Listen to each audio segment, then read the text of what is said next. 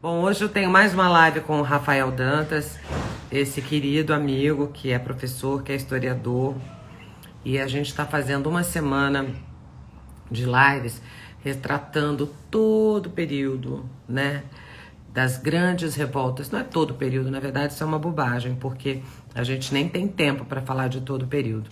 A gente está, na verdade, selecionando fatos importantes, né, referentes às lutas e às revoltas negras ao longo da história da humanidade. Então, imagina, é muito assunto para falar em 5 lives, né? A gente selecionou alguns. Hoje a gente vai falar sobre o Brasil escravista. A gente vai falar da época que o Brasil ainda tinha escravos e como o Brasil se comportava. Vamos fazer também um paralelo com dados demográficos, assim, para as pessoas entenderem qual era a população do Brasil e quantos negros foram, né, vieram trazidos para cá como escravos, para a gente ter, assim, uma noção. O Rafael já me avisou que hoje ele está com problemas na internet dele. Deixa eu ver se o Rafa já está aqui. Rafa já está aqui. Hello! Olá, Carolina. Tô Tudo te vendo, bom? te ouvindo bem. Tô surpreso, ó, porque hoje foi complicado. Foi. Aqui em São Foi, Paulo também tá uma ventania, tá um negócio. Eu não sei também até que ponto a gente vai ter internet boa, se não vai ter internet boa, o que que vai acontecer, porque tá bem forte aqui a situação da chuva. Vai ah, ficar pesado. aqui foi alguma alteração no sistema, não sei. Eles estão, segundo a mensagem que eles passaram, estão fazendo reforma em alguma das partes da fibra ótica. Aí, ou seja, a Ah, gente vai ter que eu tava esperar hoje ou tentando. amanhã. Não, a gente sem internet já. Quarentena já tá difícil. Sem internet que é mais difícil ainda, né? Eu estava tentando explicar para as pessoas o quão complexo é esse assunto, né? Porque Exato. são tantas as revoltas negras importantes, relevantes, né? São tantas, primeiro quantitativamente, são inúmeras, né? Que é difícil a gente abordar o assunto, porque daria para a gente ficar aqui anos dedicados a isso. Ontem a gente falou sobre a revolta de São Domingos, a Revolução de São Domingos, que é o atual Haiti, foi a revolta que levou à libertação, né, de São Domingos, que aconteceu em 1700 e quanto mesmo? Falamos ontem, eu já 90, esqueci. de 90 até o início do século XIX, a 1804, independência do Haiti. Foi em 1804 que se proclamou efetivamente, mas foram 15 anos praticamente de guerra. Isso assim, 15 anos de guerra para se oficializar a libertação. Mas houveram várias revoltas antes, vários motins aconteceram antes, todos muito violentos. Mas por que a gente começou por esse tema? Porque eu acho que houve uma forte influência da Revolução Francesa, foi um marco fundamental na história da humanidade, eu acho que propagou a ideia de igualdade, né? Que foi a Revolução Francesa foi outra coisa super violenta, mas é isso, égalité, fraternité e liberté, né? Liberdade, igualdade, fraternidade. Essa ideia viajou o mundo e inspirou muitas pessoas a lutarem contra a desigualdade. E nada é mais justo do que se lutar contra a escravidão, né, gente? Contra o preconceito, porque essa é uma das piores atrocidades mesmo que a humanidade vem cometendo ao longo desses anos todos, né? E ainda insiste, né? Uma coisa que não tem mais porquê. E a gente hoje vai falar sobre o Brasil. Brasil, Brasil né? escravista. Brasil escravista. E já é muito louco pensar nisso, porque eu estava tentando buscar também algumas informações demográficas. Eu vi que em 1500 a população do Brasil era de 3 milhões de nativos. 2 milhões desses nativos são os índios, moravam no litoral e 1 milhão morava no interior. Isso em 1500. Quer dizer, o Brasil já foi colonizado fazendo uma dizimação em massa, né, gente? Exato. A história do Brasil já começa com destruição. Eram mais de 1.000 povos diferentes, eram 3 milhões de habitantes nativos e mais de 1.000 povos diferentes, com línguas diferentes, com hábitos diferentes, com tradições diferentes. E os portugueses aqui foram chegando e foram dizimando de uma maneira muito violenta, né? Todos os povos nativos. E ainda foi o último país que aboliu a escravidão. Então, assim, nós temos uma tradição, infelizmente, né, no Brasil, de sermos injustos socialmente, né? Não é à toa que a maioria absoluta do Brasil é ainda de pessoas que vivem abaixo do nível da pobreza. Então, a gente está falando esse preâmbulo só para a gente ver como que tudo, sabe, tem um link, né? Tem uma conexão. E é um momento onde a gente não pode mais tirar a nossa parcela de responsabilidade, pelo menos não no sentido de que hoje em dia a gente pode refletir com mais clareza sobre as coisas. A gente está disponibilizando todo o material de pesquisa das nossas lives. Aqui no link, quando você vê, tem aquela setinha aqui em cima, você clica, tá lá, vai clicar, vai direto no artigo X, no livro tal, tá tudo direitinho. Isso é maravilhoso. Né? Porque se você tiver interesse, quiser se aprofundar no assunto ou achar o assunto interessante, esse material da live de hoje estará disponível, assim como o material da live de ontem também está lá disponível. Então, a gente quer compartilhar essas informações com você e a gente ainda acha que é muito pouco, né? Porque eu estou estudando, eu fico assim, falo, ai meu Deus, mas ainda falta falar tanta coisa, não dá para chegar nesse assunto, não dá para chegar naquele. E Não tem fim o assunto. não tem fim, Rafa. É muito difícil falar sobre a escravidão, né? No mundo todo é muito difícil. Né? Você pontuou de forma correta, Carolina, sobre a problemática que envolve esse assunto. Né? A gente está assumindo um papel de divulgar esse conhecimento, de falar sobre esse tema tão complexo, que possui diversas faces. Não é à toa que a gente está tendo o cuidado, né, ao longo dessas duas lives e das outras lives, em fazer as devidas referências, as devidas indicações, colocar os artigos, os livros, porque são estudos que mostram um panorama diverso, complexo, de cada momento, sobre cada assunto. Por exemplo, escravidão no Brasil. O que a gente entende como escravidão no Brasil? Escravidão no Brasil é um grande guarda-chuva e dentro tem uma série de outras questões que envolvem cada momento. No final do século XVI, início do século XVII, os pormenores do século XVIII, século XIX. O que é o tráfico de escravizados? É um mundo, é um universo à parte, que unia a Europa, que unia a África, que unia o Brasil, que unia o Haiti, né, a América Central, entre outros tantos lugares. O que é a realidade no continente africano, o que é essa realidade no Brasil, o que é essa realidade no mundo como um todo e principalmente no Brasil. Então são diversos assuntos, a gente não vai ter como pontuar todas essas questões, seria impossível, né? E alguns assuntos exigem uma problemática de discussão muito grande, ou seja, são temáticas que necessitam de um tempo para a gente se aprofundar, para a gente discutir, para levar adiante mesmo a discussão. Então, o que a gente vai fazer é mostrar minimamente, né, fazer um preâmbulo. Né? A gente está introduzindo, fazendo um panorama de uma situação e dando oportunidade para quem quiser ir além e se interessar pelo assunto. A gente está disponibilizando todo o nosso material de pesquisa para vocês. Eu acho esse dado revelador, assim, de dizer que no Brasil, de 1.500, já havia uma população de nativos de 3 milhões de pessoas e que isso foi absolutamente destruído e dizimado. Isso fala muito, né, gente? De como o Brasil foi colonizado, de como o Brasil foi povoado e qual era a mentalidade das pessoas que para cá vieram, né? Exato. Não se começou de uma forma correta, a gente não tem como deixar isso de fora. Não podemos esquecer desses momentos no Brasil, no que toca aos povos indígenas, né, que aqui habitavam, que continuaram habitando no século seguinte. E que até hoje continuam e que até hoje existem, né? Com todas as agressões possíveis, né, principalmente nos últimos momentos, nos últimos anos, que a gente vê diversas notícias tristes sobre esse desrespeito com os povos indígenas. E essa realidade, quando a gente volta para o século XVI, Carolina, as pessoas que estão nos assistindo, os números, segundo algumas estimativas, poderia ser ainda maior. A gente tem uma certa imprecisão, né, mas estima-se 3, 4 milhões, poderia ser ainda maior em algumas regiões do Brasil adentro, ou daquilo que vai se tornar o Brasil, mas por diversas questões, e a gente inclusive pontuou isso nas lives sobre as pandemias e as epidemias na história, inclusive as guerras biológicas que aconteceram, esses povos indígenas foram verdadeiramente dizimados, né, passaram por um genocídio. A colonização, é interessante a gente ter isso em mente, porque de uma forma ou de outra, e eu lembro disso em sala de aula com alguns alunos, ainda existe de uma forma um discurso um pouco romanceado sobre essa questão.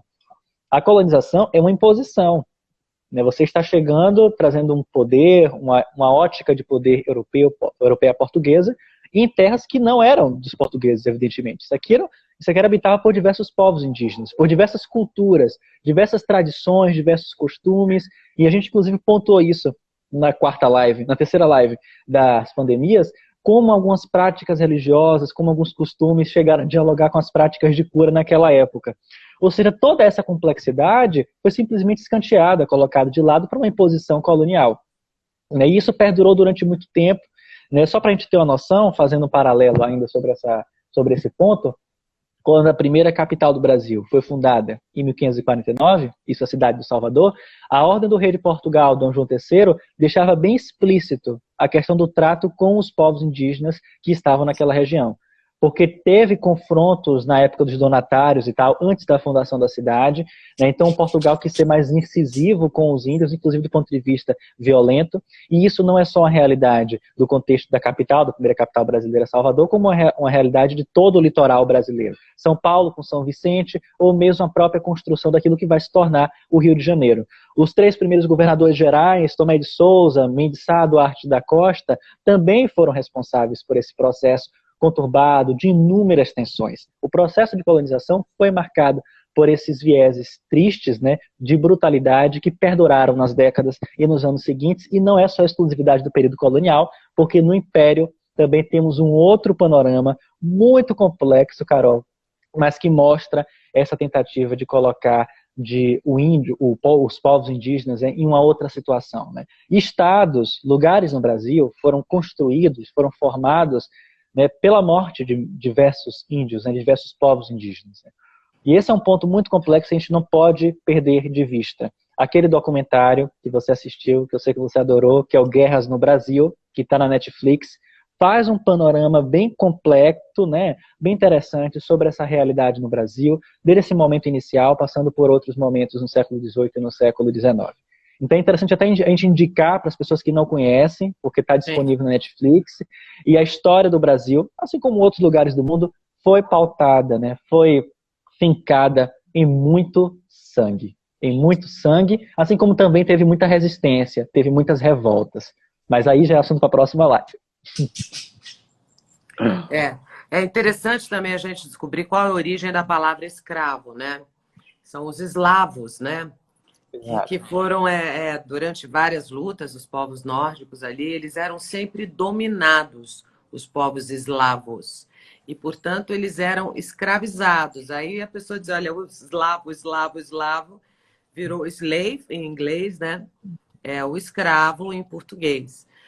Sempre houve o hábito de, durante as guerras e as conquistas ao longo da história da humanidade, o povo vencedor, o povo dominador, ele subjugar o povo que foi conquistado, o povo que perdeu, e escravizava aquelas pessoas. Porque todo mundo sempre, no fundo, gente, quis mão de obra barata, tá? Ninguém quer pôr a mão no bolso, ou dividir, ou ter gastos, as pessoas querem mão de obra barata. Tanto que Cuba, por exemplo, tinha uma temperatura, um clima muito mais perfeito para a plantação de café do que o Brasil, e, no entanto, Cuba tinha muito menos escravos do que o Brasil, porque era muito mais barato para as pessoas que ficavam transportando ou exportando os escravos parar no Brasil, largar todo mundo aqui, do que até Cuba, né? Porque, em média, em cada embarcação negreira que vinha trazendo os escravos, eles perdiam de, acho que 15% a 20% das pessoas. As condições eram subhumanas, né? As pessoas chegavam lá, principalmente no Brasil, vieram negros da Angola e do Congo. Exato. Né? Exatamente. Perfeito. Claro que esse contexto de escravidão em uma perspectiva histórica, né, em uma longa duração, desde a Antiguidade até a Idade Média ou a Idade Moderna, passa por muitas transformações, evidentemente, mas o conceito do nome é esse mesmo. Né? Mas e houve tem um fato momento que é louco, interessante... Rafael, é que houve um momento que os escravos eram todos pretos. Acabou. Pronto, é aí que a gente entra... Aí é que a gente tem que entrar. O que aconteceu aí, nesse momento, que os povos nórdicos, os europeus, né, brancos europeus, se sentiram donos do mundo? E é o seguinte, escravo era negro. Você não via mais escravo italiano, eslavo, nada. Eles iam lá e pura e simplesmente fazer caça de seres humanos. Era uma exploração de seres humanos. Eles iam lá, pegavam negros e transportavam e vendiam isso para o mundo todo. Quer dizer, é uma Ou loucura pensar nisso. incentivava conflitos, tensões existentes no continente africano, entre as culturas que ali faziam parte. Sobre essa questão, temos toda uma série de trabalhos que mostram o panorama de complexidade que era o continente africano nos séculos XIV, nos séculos XV, como a entrada, a chegada dos portugueses... Eu não trouxe os livros, depois eu vou pegar para mostrar aqui, colocar aqui no final. Como a chegada dos portugueses, depois das grandes navegações e tal, comércio em volta do continente africano, a volta do Cabo da Boa Esperança, chega nas Índias, volta, o desenvolvimento das atividades comerciais, as relações naquele período mudam completamente essa ótica, né? E isso, evidentemente, com o pano de fundo do Atlântico. E depois, evidentemente, com a descoberta, com a chegada dos europeus, dos portugueses no Brasil. Né? Isso, com o passar do tempo, vai se intencionalizando, vai se formando em um sentido de um projeto muito bem elaborado, lucrativo, né? Extremamente lucrativo. Temos relatos, Carol, já que a gente já começou falando sobre essa questão, que são verdadeiros casos assim surpreendentes, para a gente ter uma dimensão de como o tráfico, a atividade de tráfico de seres humanos, né, nesses períodos, do século XVII, XVIII, era uma coisa lucrativa, era uma coisa que fazia parte desse contexto, inclusive envolvendo diversos lugares, né, diversas nações. Eu vou pedir aqui para minha irmã que está aqui assistindo pegar os livros, porque eu tenho que mostrar isso para vocês, que está em cima de uma gavetinha, na escrivaninha. Eu tenho que mostrar. Vocês seguem, gente, uma coisa muito louca. É porque, assim, hoje em dia, vamos passar para os dias de hoje, né? Hoje em dia, eu acho que a coisa mais lucrativa que existe no mundo, acho que é as armas, né? A indústria da guerra, a indústria bélica. Depois são as Senhor drogas. das Armas, aquele filme mostra. Em terceiro, ainda o tráfico, gente. Tráfico de seres humanos. Isso acontece ainda hoje. Ainda hoje, só que mudou totalmente o contexto, né? Mas eu só estou fazendo essa abordagem para pôr uma escala do quanto comercialmente é lucrativo. Sigamos com nossa história brasileira, que é o que a gente está falando aqui hoje. Extremamente lucrativo, fortunas nasceram nesse sentido, foram aperfeiçoadas, o negócio, o tráfico dominava o mundo. No século XIX, quando a gente lembra do contexto, fazendo um pulo na história, depois a gente voltar. No século XIX, quando a gente lembra do contexto da proibição do tráfico e tal, 1850, o papel da Inglaterra, né, que a Inglaterra vai proibir o tráfico e tal, no Atlântico, a Inglaterra... É daí que surgiu a expressão de lei para inglês ver, para inglês ver. Porque no primeiro ano foi ótimo, todo mundo obedeceu, só vieram 900 escravos parar no Brasil, contra 31 mil ou 32 mil no ano anterior ao decreto da lei que proibia a exploração humana, que foi uma pressão que a Inglaterra fez muito forte para que acabasse mesmo a exploração humana. E o Brasil, teoricamente... Como é que chamava essa lei mesmo? É a lei... Ai, gente, é de 1831, não é? Lei Feijó, chama Lei Feijó. Exatamente. Então, e aí... Um ano anterior da Lei Feijó, gente, 31 mil escravos chegaram no Brasil. No ano que foi decretada a lei, só 900. Já em 1832, já quintuplicou de novo. Daí que surgiu a expressão para inglês ver. Os nomes possuem sua história. A lei foi de novembro de 31, no século XIX. Né? E esse panorama vai continuar nas décadas seguintes, vai continuar intenso. E depois, uma outra realidade, que a gente vai falar ainda hoje, que é a questão do próprio tráfico interprovincial, né, entre as províncias do Brasil, de uma região para outra. Então, isso era um comércio extremamente lucrativo. Falar sobre isso é pontuar toda essa realidade que está presente nesse livro aqui, ó, que é um clássico do historiador Eric Williams, que é o Capitalismo e Escravidão. Essa edição da Companhia das Letras. Em alguns dos capítulos, ele vai tratar toda essa complexidade no que toca esse desenvolvimento do tráfico de escravos, principalmente na parte 2. Não vamos ler esses trechos, porque tem disponível alguns trechos online, depois eu vou compartilhar os artigos. Mas é interessante que as pessoas entendam, tenham em mente a lucratividade, a importância naquele período das mentalidades, das iniciativas daquele contexto do século XVIII e XIX, dessas iniciativas, né? E isso marcou toda essa realidade e continuou até o século XIX. Tem aqui alguns dados que eu trouxe para vocês, que está presente em um outro trabalho, que no final da live eu vou mostrar, que a Carolina conhece muito bem, porque ela ficou estudando comigo também nesse material, disponível no dicionário da escravidão, organizado pela Lilian Schwartz, que é sobre a realidade do tráfico, né? do que representa o navio negreiro, do que foi o navio negreiro naquele contexto.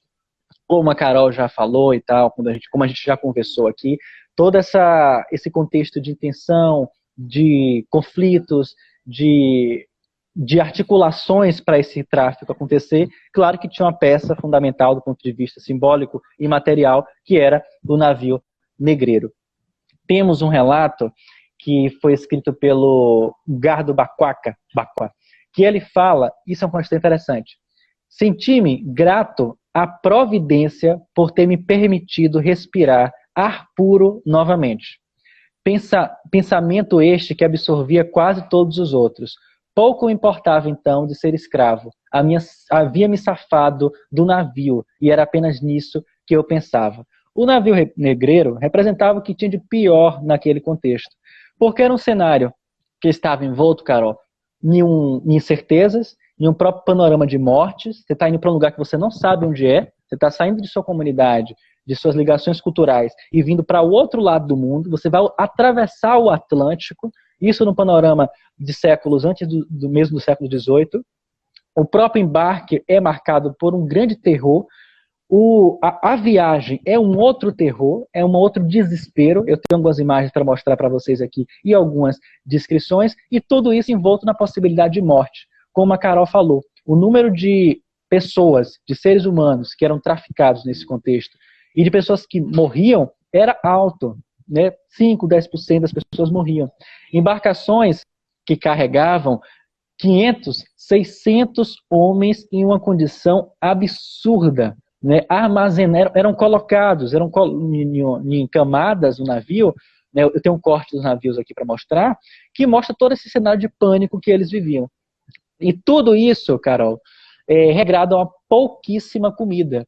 Dar pouca comida, e isso tem alguns estudos que mostram esse panorama, como o do historiador Jaime Rodrigues, era intencional. Você dava pouca comida, alimentava pessimamente os homens que ali estavam, né, os prisioneiros, para que eles não fizessem rebeliões, insurreições dentro do navio. Aconteceram insurreições e rebeliões nesses navios? Sim, mas o fato de dar pouca comida, ou dar carne seca, feijão, farinha, arroz, uma dieta regrada para manter esse panorama de horror, fazia parte desse contexto. Eu estou falando demais, se tu quiser me interromper, pode ficar à vontade. Não, eu estou querendo ver esse desenho aí do navio negreiro, para a gente deixa eu mostrar como é que era isso. Porque, gente, olha, no Brasil, estima-se que só no Brasil, né? O Brasil recebeu algo em torno de entre 4,8 e 5 milhões de escravos aportaram nos portos brasileiros, né? É um número absurdo, gente. É um número absurdo. Quando você pensa que a população do Brasil... Deixa eu ver quanto era a população do Brasil. A população do Brasil, em 1600, era de 184 mil pessoas. Em 1780, a população do Brasil era de 2.523.000 pessoas. Então, 5 milhões de escravos sendo trazidos e jogados aqui, olha a proporção. Ao longo desses séculos é um número absurdo. E aí você está me falando, é bom que você fala, que eu vou lembrando de algumas coisas, né? Quando a gente vê as descrições, os relatos da época, temos diversos relatos, né? Tanto da época do século XVI, isso antes mesmo do tráfico de escravos e tal, como no século XVII e XVIII. Muitos viajantes vieram para o Brasil, deixaram relatos, temos uma série de relatos e descrições dos brasileiros, né? Muitas cartas, documentos oficiais, né, de cartórios e tal. Então tudo isso mostra um pouco desse panorama. As descrições são muito claras, né? O Brasil é um país negro. No caso de cidades, por exemplo, como Salvador, descrições da época, do século XVII. Por onde você olha, tem o trabalho negro, tem escravos. Isso eu lembro que estava bem escrito, e eu fiz isso em alguma palestra. O sobe e desce de ladeiras era marcado pelo contexto negro. Se eu chegava no Rio de Janeiro, no Valongo, que a gente vai falar ainda depois na live, né, era uma realidade marcada por esse contexto. Então, é um país marcado por esses números que a Carolina falou. E o navio negreiro, deixa eu mostrar aqui para vocês, essa é uma reprodução antiga, bem conhecida, só para a gente ter uma dimensão. Estão vendo direitinho? Gente, olha como era, uma loucura, é isso. De como era organizado.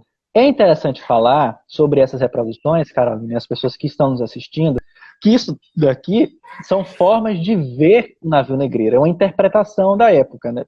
Claro que os diversos navios poderiam ter uma outra forma de acomodar, né, os escravizados, né, as pessoas que eram traficadas da África para cá. Esse corte aqui mostra um modelo possível. De acordo com as descrições que eu vou ler daqui a pouco, é até próximo do que a gente imagina que realmente seja. Toda esse tipo de arrumação aqui, ó, um próximo do outro, acorrentado, tem uma intenção, possui um objetivo, né? Essas partes ficavam na parte de baixo do navio.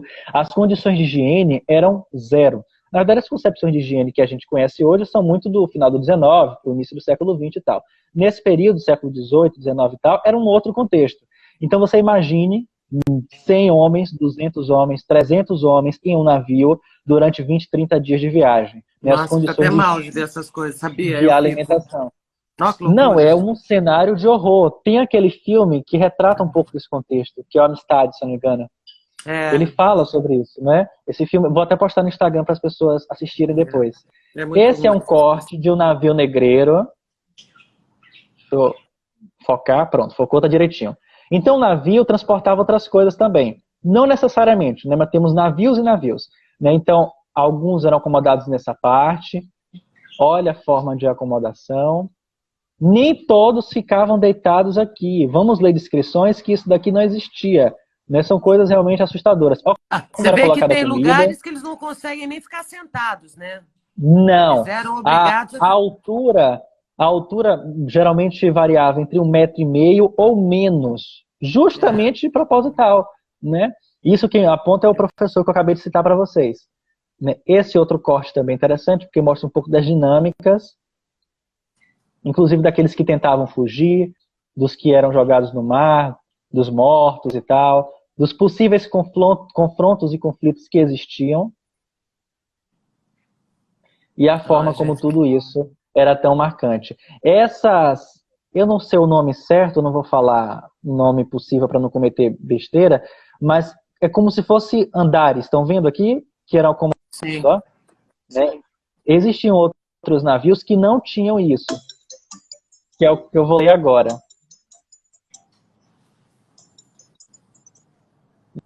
Deixa eu ver. Voltou, Carol, tá me ouvindo? Eu tô te ouvindo, mas não tô vendo nada. Tá uma coisa branca aí. Cadê você, Deixa eu Rafael? voltar. Aqui, eu voltei. Isso. Alguém ligou, eu desliguei. Pronto. E agora, as descrições. Não é? Esse navio era, na época, considerado um navio que tinha, isso descrições da época e tal, né? A gente está trabalhando com o contexto da época, do século XIX. Isso era um navio que era considerado com cores melhores se comparado aos outros, que era o navio de nome Veloz.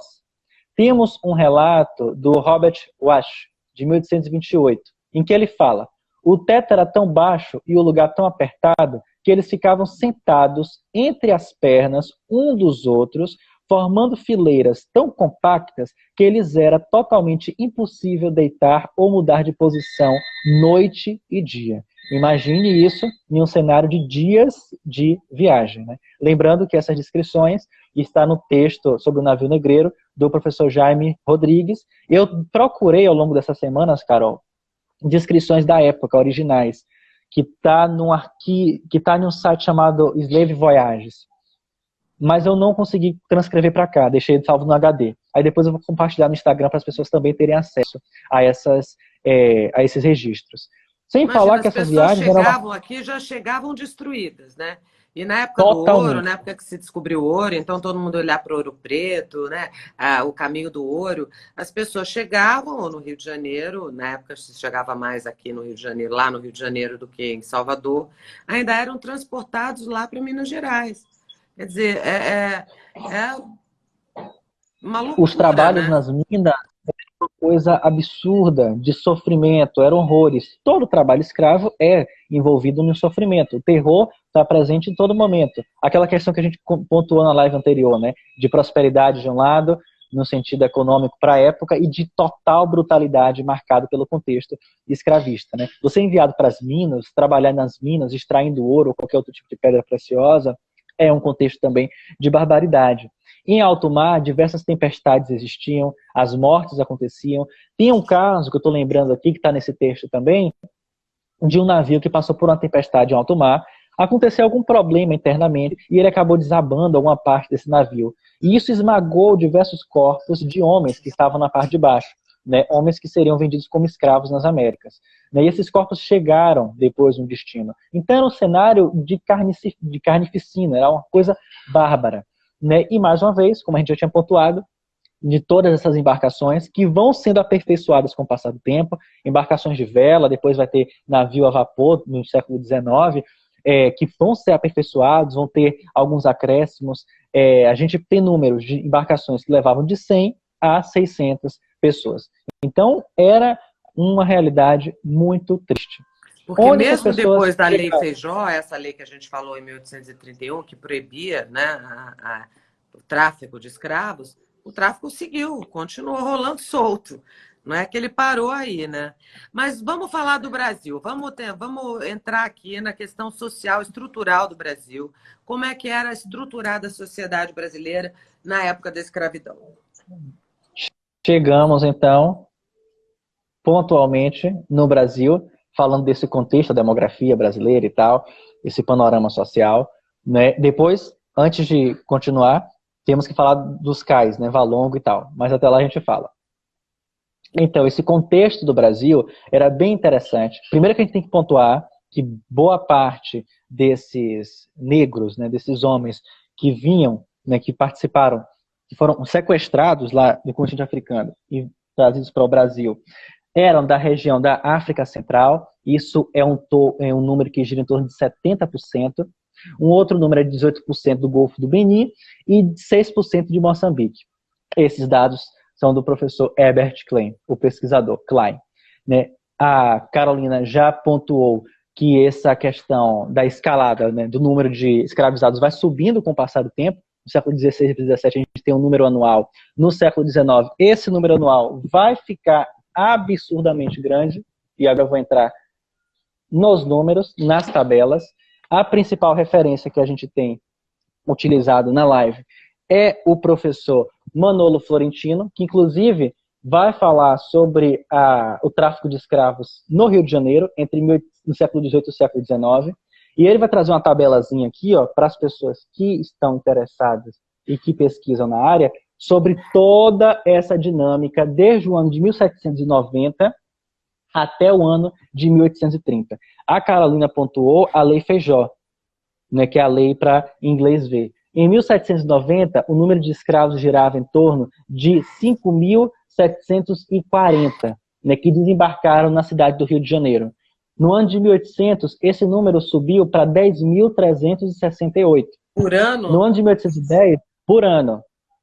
No ano de 1810, 18.677.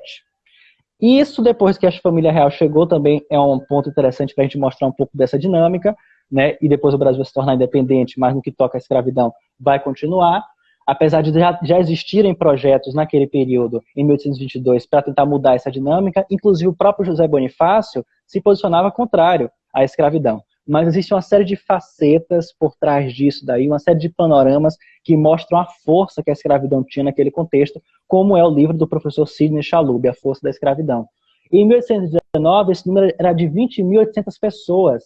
E, assustadoramente, no ano de 1828, o número chegou a 45.390 pessoas que vieram para cá, para o Brasil, né, na cidade do Rio de Janeiro. E isso também era presente em outras cidades. Nesse livro, só para fechar essa questão, o Manolo Florentino, que utiliza essa capa, que daqui a pouco a gente vai ver essa foto aqui, ó, no finalzinho vamos falar sobre essa foto, vai falar também em um dos capítulos sobre o tráfico aliado ao poder. Então, eu estou com dados errados, porque se a população em 1780, no Brasil, era de 2.523.000 pessoas, e neste ano, você falou, entre 1750 e 1800, chegava por ano uma média de 10 mil escravizados no Brasil, quer dizer, a proporção entre brancos e negros era muito maior de brancos para negros.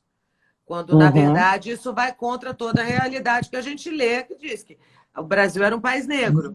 Você mesmo disse, né? A gente olhava para as ladeiras e a ladeira subia e descia e eram sempre pessoas negras subindo e descendo. Então, eu estou com dados errados. Vocês me desculpem aí. Carolina, isso no contexto social da dinâmica escravista do tráfico. Esses números que chegavam, aqui já tinham a realidade escravista. Então, são números a mais. Entendi. Misturada a essa população. Entendeu? Aqui ele só está falando sobre a estimativa do valor de escravos africanos desembarcados no porto do Rio de Janeiro. Aqui é só uma cidade, que é o Rio de Janeiro, no contexto de 1790 a 1830. E isso aliado a todo o panorama que já existia. Por isso que a gente fala desse contexto, entendeu? Entendi. Então, meus dados não estão errados, é porque eu que não fiz a interpretação correta. Tá certo. Mas mesmo assim, agora você ia falar alguma coisa, eu fui pro tráfico, você ia falar alguma coisa, eu fui pro tráfico e agora eu voltei. Não, eu ia falar isso. Quando você começou a falar esses dados, eu falei, mas porque todas as informações que a gente tem é que realmente, né, assim, metade da população, mais da metade da população no Brasil era de negros escravizados, né? E aí, com esse número que você trouxe, eu fiquei confusa. Isso vai mudar no século XIX, por isso que a gente começou falando sobre essas faces e essas particularidades do Brasil escravista. Isso vai mudando com o passar do tempo. No século XIX, tanto por conta das leis, 1830, 1840, 1850, o tráfico interprovincial e tal, o número de escravizados, pelo menos na segunda metade do século XIX, vai caindo. Né? Tem muitos escravos libertos, tem muitos negros libertos, tem muitos negros de ganho. Essa dinâmica já é de uma outra complexidade, de um outro panorama, né? Mas no passado, evidentemente, que esse número era maior. Não estamos dizendo, é importante frisar isso, que a escravidão não existia. Pelo contrário, ela existiu até o ano de 1808, na segunda metade do século XIX. Mas, ao longo do século XIX, tivemos mudanças nesse cenário social e numérico, no que toca essa questão. Aí vai entrar as alforrias, né? A própria expectativa de vida é um ponto que a gente pode levar em consideração, né? 20, 30, 40 anos, ou mesmo uma quantidade de vida menor. Isso por conta de toda a realidade social, as condições de vida, as doenças. Muitas pessoas morriam de tuberculose, de varíola, fazendo link com as nossas lives anteriores. Dados do século XIX mostram muito bem esse panorama de complexidades. Além das mortes do tráfico, o cenário de mortes aqui no Brasil também era intenso. Um outro registro que mostra um pouquinho dessa dinâmica do panorama social do Brasil no século XIX fala: os dados sobre a mortalidade na cidade do Rio de Janeiro mostram que a tuberculose foi a principal causa no meio urbano. Os escravizados sofriam doenças e lesões relacionadas ao trabalho, bem como varíola, doenças parasitárias, infecções de pele. Além disso, a desnutrição, doenças sexualmente transmissíveis, vermes, insetos e as epidemias que marcaram o contexto. Entre as epidemias, febre amarela e cólera. Esse trecho também está nos estudos do professor Herbert Clay.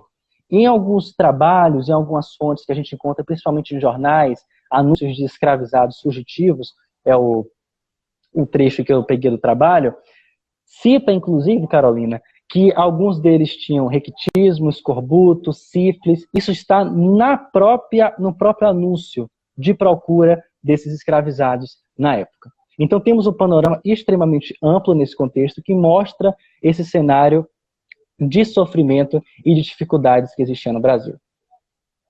Quais são as revoltas mais importantes que aconteceram no Brasil? Acho que Teve toda a formação dos quilombos, né? Eu acho que isso é uma coisa super importante da gente falar. Os escravos que conseguiam fugir, eles se agrupavam em quilombos, né? Que quilombos eram grandes acampamentos, grandes agrupamentos de escravos que se juntavam para se proteger, enfim. E aí o mais famoso de todos é o Quilombo dos Palmares, né? Mas é muito interessante, porque olha que loucura, né? Já havia uma pressão muito grande da Inglaterra para que acabasse a exploração humana, tanto que em Em 19. 1831 veio a tal da Lei Feijó. E a abolição, gente, só chegou em 1888.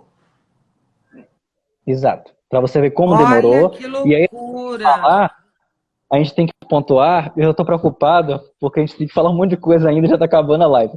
Mas vamos ter a live as revoltas escravas, né, revolta dos malês e tal, e sobre a abolição. Você queria Então dá falar tempo da gente... do Porto, né? Você não queria falar do do cais do valor... Valer? Não, vou falar então no final e mostrar as imagens. Mas o que você falou é importante, a gente tem que falar sobre isso. A gente tem que falar sobre essa questão. De tanto lucrativo, de tão presente nessa ótica do Brasil no século XVIII e XIX, todo esse panorama tinha, evidentemente, seus defensores. Tínhamos uma elite, do ponto de vista tanto político como do ponto de vista econômico, que era beneficiada direta por esse contexto. Então, a gente não pode perder de vista que esse delay, né, que esse atraso, só em 1808, o último país das Américas a abolir a escravidão. 1888. Então, isso é um ponto que faz diálogo diretamente com esse contexto do Brasil ao longo do século XIX. Né? A própria reação do Império e tal. Temos muitos discursos que estão presentes nos livros que a gente trabalhou.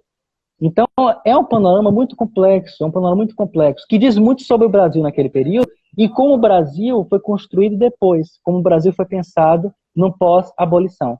Mas aí já é um assunto para outra live. Né? Aí agora falando, sim, sobre o Valongo e tal, antes disso eu vou mostrar as imagens por conta do tempo, para não ficar preocupado em cima da hora. Deixa eu voltar. Carolina, se você quiser falar alguma coisa, pode falar. Não, tô louca para ver essas imagens também. Essa daqui eu já mostrei. Tá. Essa daqui é uma imagem bem conhecida do Rugendas, né, que é um pintor também do 19. Essa imagem está bem presente em diversos trabalhos, inclusive no livro didático. Não. Mas é essa daqui que eu queria mostrar. Essas aqui são imagens da dinâmica do século XIX. Antes de voltar para as imagens, eu tenho que contextualizar um pouquinho. Quando a gente trabalha com imagens, qualquer imagem, que seja pintura, gravura, fotografia e tal, a gente tem que fazer uma série de problematizações, porque as imagens carregam intenções, tanto da parte do ilustrador, do desenhista, do contexto que foram inseridas. Propaganda, né? Pronto, perfeito, exatamente. Né? Muitas eram utilizadas como cartões postais, isso lá no final do século XIX e no século XX, retratos de tipos ou do exótico, vou mostrar isso em um segundo momento. As de Debré estão inseridas na Comissão Francesa, na década de 30 do século XIX, mas é um rico registro do panorama carioca, né, do Rio de Janeiro daquele período, no que toca principalmente à escravidão. Então, voltando para as imagens, né, temos um pouco desses contextos existentes na cidade naquele período, os mercados de escravos, como esses escravizados eram recebidos. Né? Percebam que todos esses detalhes, Carolina, mostram um pouco das questões culturais naquele momento. Os trajes, o tipo de tecido que era utilizado, como eram colocados, a alimentação, tudo isso daqui é um panorama extremamente rico. Uma imagem como essa mostra muito mais indícios do ponto de vista social do que muitas outras coisas. Então, isso aqui é de uma riqueza absurda. Essa outra imagem é bem conhecida, né, principalmente para ilustrar os castigos existentes. Lembrando que o cenário da escravidão no Brasil, mais uma vez lembrando, isso no século XIX, com suas diversas perspectivas, com suas diversas faces, com seus diversos panoramas, né, está envolvido também em diversas relações de trabalho existentes naquele momento. Tanto entre os escravizados como... Esse castigo aí dessa gravura tá fofo. O cara tá levando uma palmadinha na mão. As coisas eram muito mais violentas do que isso. Essa ilustração tá fofa. Esse daqui. Essa tá Esse pesada. daqui ilustra muito bem, é o mais conhecido, inclusive, dos trabalhos do Debré. né? E esse panorama, esse cenário, fazia parte da ótica das cidades, tanto no século XVIII como no século XIX. Né?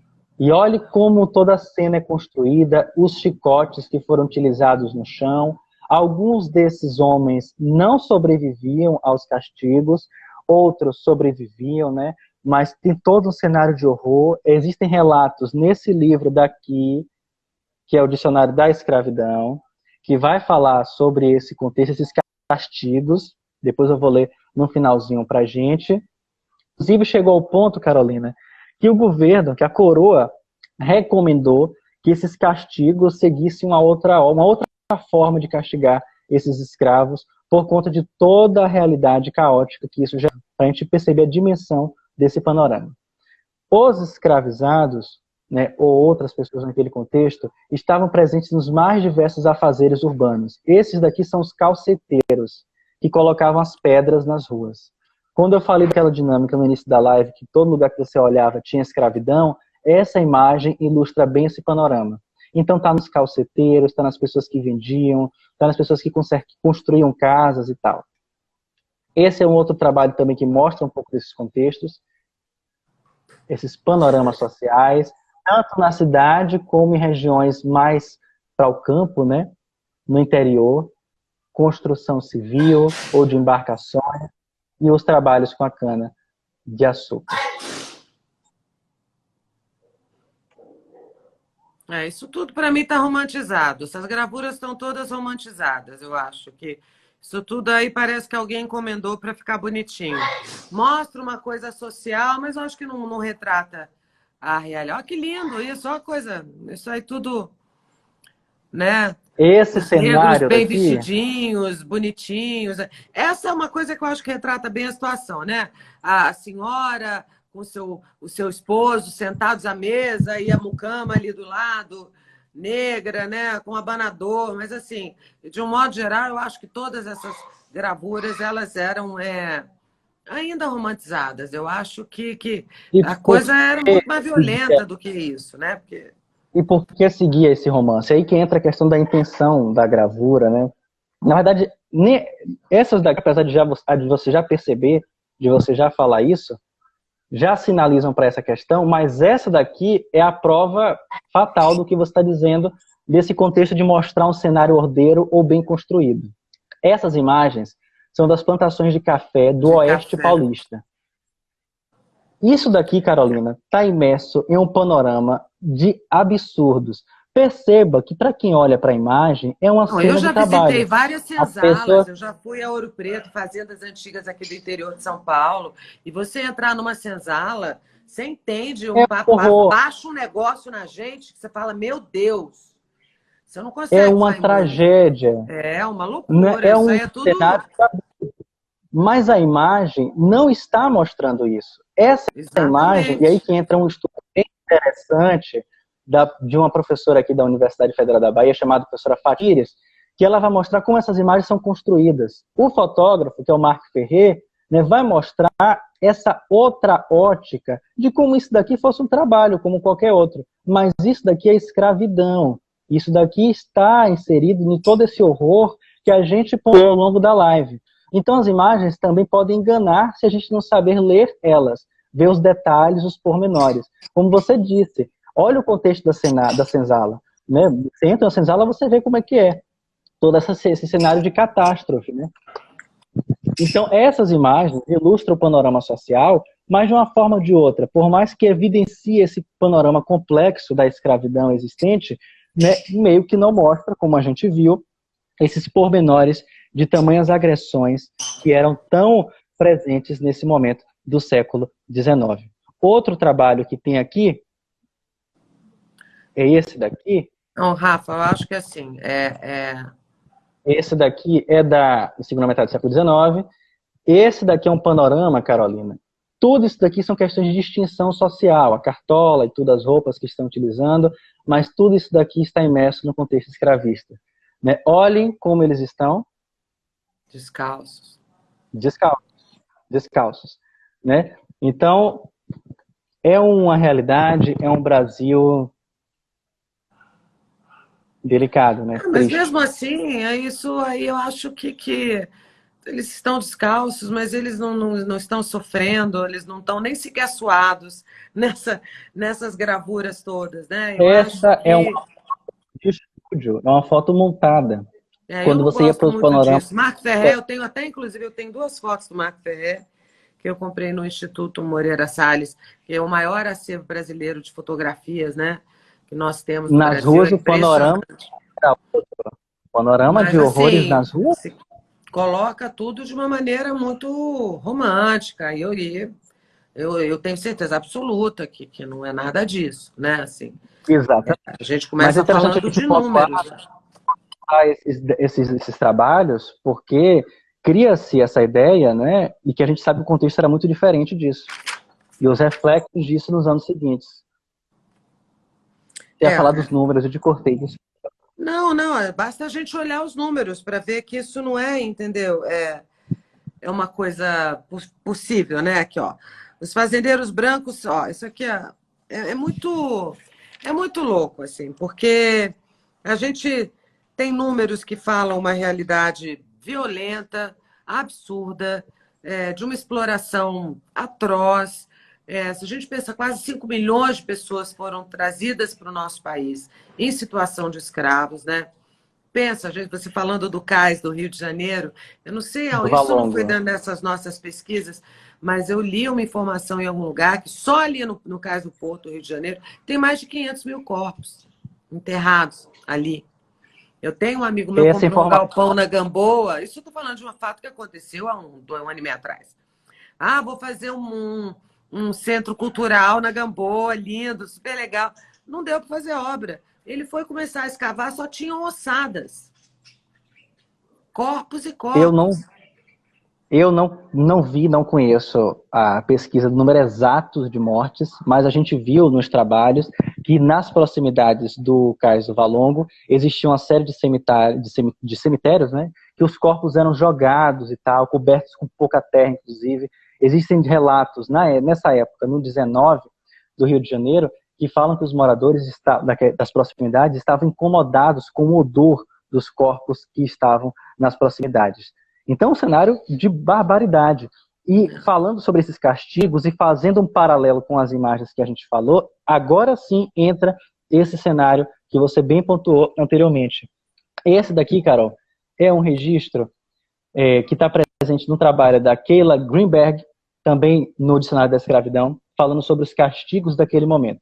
Ela fala sobre eles, o Senhor, isso com um registro da época, né? Com eles, os senhores propagavam o temor entre seus escravos, na esperança de produzir obediência e sujeição. O jesuíta italiano Benci, em finais do século XVII, chegou a advertir os senhores de que o escravo calejado com o castigo já não teme. E por que não teme? Não lhe aproveita. Para ele, para ser eficaz, para o italiano, o castigo deveria ser moderado. Haja açoites, haja correntes e grilhões, tudo a seu tempo e com regra e moderação devida. E vereis como em breve tempo fica domada a rebeldia dos servos. Então, isso não está presente nas imagens, né? Está presente uma imagem ou outra, né? Mas isso aqui é um relato da época, do século XVII. Entre outros tantos e tantos abusos existentes. Eu Né? acho que Existem esse é um alguns... assunto que rende muito, assim, né? Que a gente precisaria realmente de mais tempo para se aprofundar. A gente tem mais 6 minutos de live, ó, como passou rápido. Ah, Mas você começa a passou rápido, é pensar, verdade. sabe, na situação toda, né, de Minas Gerais e o próprio Rio de Janeiro, quando virou império, as estruturas sociais todas, como elas eram E na Bahia? compostas, não, e na Bahia também. É, quer dizer, um absurdo atrás de outro absurdo, né? Assim.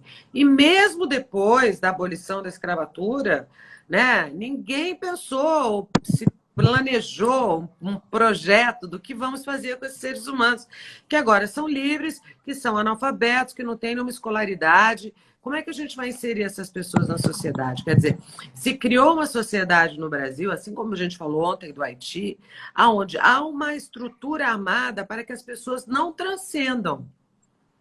É impossível você fazer, vou usar uma expressão em inglês, turnover, né? Você sair de um nível e ir para o outro, porque a estrutura toda foi criada para massacrar mesmo, oprimir e condensar esse grupo de pessoas num lugar marginal, né? A gente E precisa pensar existia num nessa projeto de inclusão. Finalmente, vamos incluir, parar com metade do isso. século XIX, projetos, né, de grupos abolicionistas que eram muito mais é, assertivos, que eram muito mais propositivos para essa questão, que não foram adiante. O que passou foi algo conservador, foi algo que marginalizou nessas pessoas, que marginalizou boa parte dos brasileiros, né, especialmente os. Né, essa é uma questão bem problemática, mais uma vez lembrando dos diversos panoramas que envolvem o século XIX, que envolvem o século XVIII, da escravidão. Né? A gente está tocando em apenas um ponto, em um panorama, em questões sobre essa realidade. E nessa ótica do cenário da abolição, nossa, é um panorama bem importante para a gente compreender o futuro do Brasil na Primeira República, o que vai acontecer no pós-abolição. Qual é a sua conclusão diante disso tudo, Rafa? Dessa história do Brasil e o que você conclui do processo todo de escravidão do Brasil escravista? Eu concluo, inclusive, essa discussão que já existia na época da graduação, entre alguns amigos, entre alguns colegas da área, que esse é um assunto que sempre deve estar em pauta, que sempre tem que estar presente, né, por todo o impacto que foi na história brasileira. Inclusive, as referências, os marcos, os museus, os espaços de memória que falem sobre isso, que falem o que foi a escravidão no Brasil, para que as pessoas não esqueçam o que foi isso, né? O Brasil tem uma série de problemas, né? Não só o Brasil, outros lugares também, mas especialmente o Brasil, no que toca a sua memória, no que toca aos seus acervos, no que toca aos seus espaços de relevância para a gente compreender esses momentos da nossa história. Então essa é uma discussão super presente, é uma discussão mais que atual. Tanto todo esse panorama complexo que a gente trabalhou, em parte, uma pequena, uma mínima, ínfima parte, agora, como principalmente o cenário do pós-abolição, isso no final do século XIX e no início do século XX. Né? E isso faz parte da história do nosso Brasil. Eu tinha colocado aqui... E o que você acha? A última pergunta, não, deixa eu te entrevistar, agora que eu estou toda de entrevistadora. O que você acha da Princesa Isabel? Opa! Não sei se não vai sair daqui não... falar Brasil escravista sem falar da Princesa Isabel, não. Você acha que ela realmente era gente fina ou você acha que ela era uma hipócrita da maior espécie? Não, eu acho que ela é um agente, né, um sujeito do século XIX, da segunda metade do século XIX, possuía, evidentemente, suas questões, seus interesses e tal, demonstra, evidentemente, pelo que a gente conhece até hoje, uma intenção de libertar, né, os escravizados naquele contexto, mas o panorama político naquele período era muito mais complexo do que ela ou mesmo a sua família, né, a família imperial brasileira, poderia imaginar. E por que eu estou falando isso? Porque ao longo de todo o século XIX, o que a gente vê é uma série de resistência por parte dos representantes. Eu vejo muitas pessoas defendendo. Eu vejo muitas pessoas defendendo a Princesa Isabel, sabe, Rafa? Dizendo que ela era uma humanista, que ela mesma abrigou e protegeu vários escravos, que ela sempre foi uma pessoa, né, que batalhou muito pela libertação e fim da escravidão. Pode ficar, já está boazinha aqui. Mas eu vejo outras pessoas falando que não. Eu queria assim, compartilhar assim, qual é a sua opinião, porque eu, Carolina, não tenho uma opinião formada. A crítica, Carolina. Eu precisaria ter estudado mais, eu precisaria estar mais a par do assunto para poder... Minha opinião ainda é muito superficial. Eu não sou tão fã dela assim, mas eu respeito a sua opinião. A crítica sobre essa questão, a grande pauta sobre isso, é porque a gente não pode entender o abolicionismo, esse momento do final do século XIX, como um presente. Não foi um presente da Princesa Isabel. Não foi uma coisa que ela sentou lá e assinou a carta, né, a Lei Áurea, para libertar os escravos. Não foi isso que aconteceu. Temos que ter em mente toda a resistência, todas as revoltas, todo o cenário dos momentos naquele período, nesse momento. Lutavam feito loucos para que chegasse a libertação. É porque nossa, a forma que é violentíssimas. A forma que é passada coloca na Princesa Isabel esse altíssimo poder de ter libertado tudo e pacificado. Então o panorama é muito amplo. Tira o protagonismo de uma série de pessoas, de negros e negras, homens e mulheres, que lutaram durante todo o século XIX para a liberdade. É essa que é a grande crítica que é feita. É verdade, isso faz todo sentido para mim. Mas A isso a Isabel gente vai vai se falar sentar na novamente. própria cadeira dela. Manda um beijo para Isabel. Isabel veio me acompanhar, né, minha filha? Pronto. Tá bem, Bebel? Senta aqui, ó. Fala tchau pro Rafa, que a gente já passou, ó. A gente tem 1 minuto para Ai, falar meu Deus. tchau. Vai fechar. Gente, então vou agradecer, Rafa, mais uma vez, super obrigada. Não dá para falar tanto assunto, gente, Não dá. numa hora, sobre uma questão tão importante.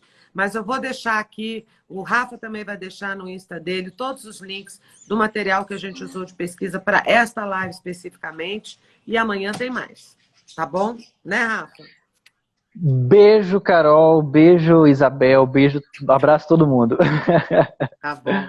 Gente, um beijo grande. Rafael, mais uma vez, muito obrigada. Um beijo, gente. Até amanhã.